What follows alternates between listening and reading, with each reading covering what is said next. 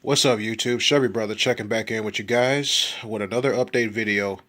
Yeah, I know it's been a little minute. I've been sitting on the sidelines. In my last video, I said I was just taking a break from the RC game, but actually, I'm getting back in it slowly but surely. I bought a couple of pieces here for my slash 4x4. I'll show you guys what I've been up to. Right here, I bought a Hobby Rowing Easy Run SC8 ESC. This one's 4S capable, 120 amp. I picked it up, bought it on eBay. I also got it with the program card here. Let me see if I can get that.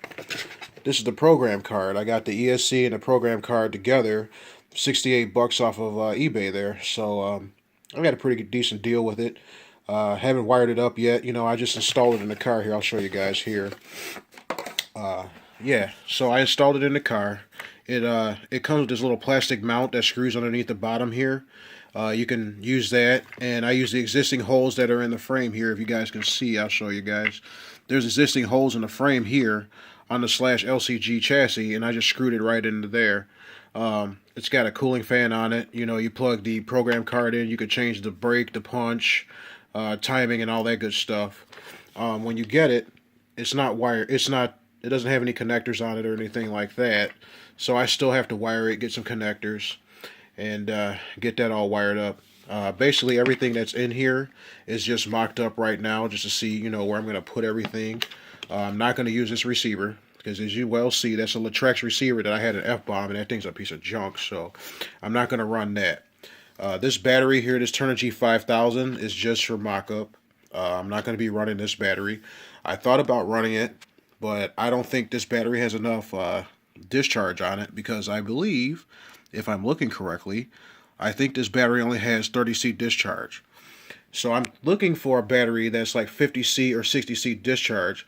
I've been looking at the Turnigy graphene batteries, and I've been following a couple people that are using the graphene batteries. There's a guy out there that's actually running a slash 4x4 with a graphene battery on it on 4S. The gentleman did 120 mile an hour. I forgot his name. I got to go back and do some research and get his name. But he did 120 mile an hour on just a graphene on 4S. I mean, that's pretty impressive to me. So that's why I'm kind of just, staying with the 4S and trying to see how fast I can go with that. Another thing I did with the car here is I swapped the motor from up here because I had the Saga Custom RC motor mount up here. I actually took that out and put the motor in the stock location. Okay, this is the 1415 Castle Funny Car motor.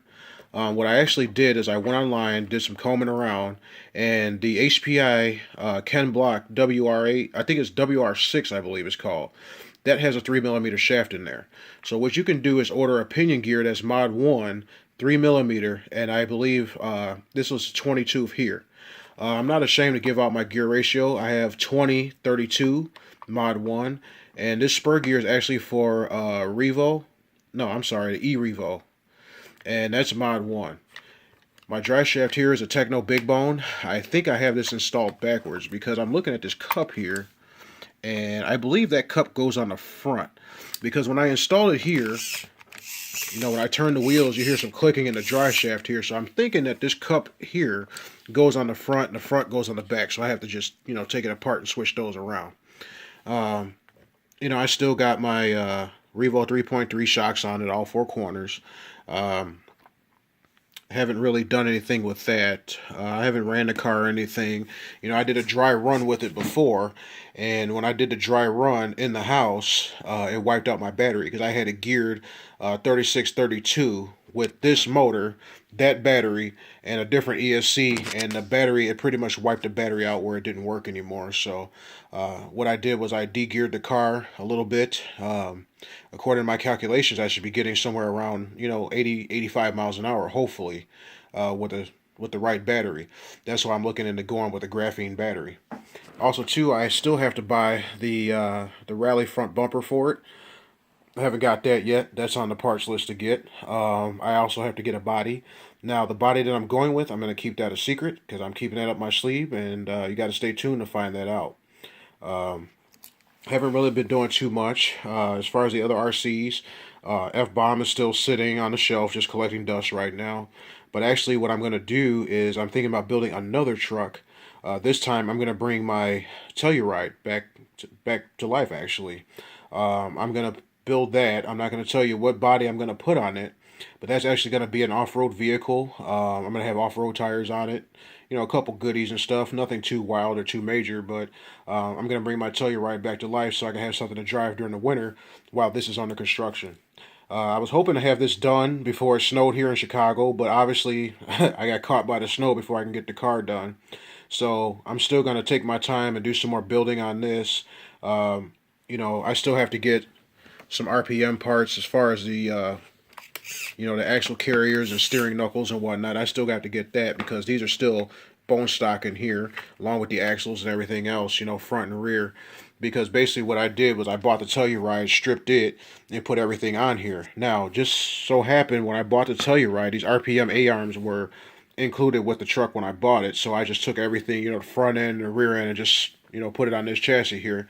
So I still have a couple more parts I need to buy in order to make it, bulletproof where it won't break on me and stuff like that. Also, too, I'm not really sure. I'm still running this plastic motor mount in here.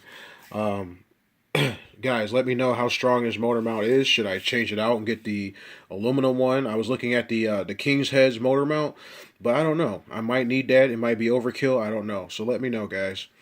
Also, too, another question I had was with this ESC, I'm looking at cap packs. Now, I know Our House 21 makes cap packs, but Our House, if you're out there listening, do you make a cap pack for 4S? Or do I need one of your heavy duty cap packs or anything like that? Leave me a comment, shoot me an email. My email address is Chevybrotha, that's ChevyBrotha @gmail.com. So if you're listening, you got some information for me, shoot it to me. Because I don't know what kind of cap pack I need for this, because this time I'm going to run a cap pack along with this motor. My goal, I really don't want to. I know that this motor is not capable of doing 100 miles an hour. That's just out. What I'm trying to do is see how fast I can get this 1415 to go. I mean, if I crack 80, 85 miles an hour, maybe 90, I'm happy with that, for now. I do, however, have another car up my sleeve that I'm going to build. I'm not going to reveal that just yet. That's going to be, hopefully, a 100-mile-an-hour car. But the only reason why I'm not going 100-mile-an-hour setup on this car, because I was looking at the batteries and motors and ESCs and whatnot. Those are very, very expensive at this point, and I just don't have the fundage for that. So that's why I'm just going to tone it down a little bit and shoot for like 80, 90 miles an hour with the motor I have. I'm going to run the guts out of this motor. It blows up. I have another trick up my sleeve. I'm going to drop another motor in here. I'm not going to tell you guys what. You got to stay tuned to find out. That's all I got for now. Rate, comment, subscribe. Give me a thumbs up. And as always, keep RCing, keep wrenching. Peace.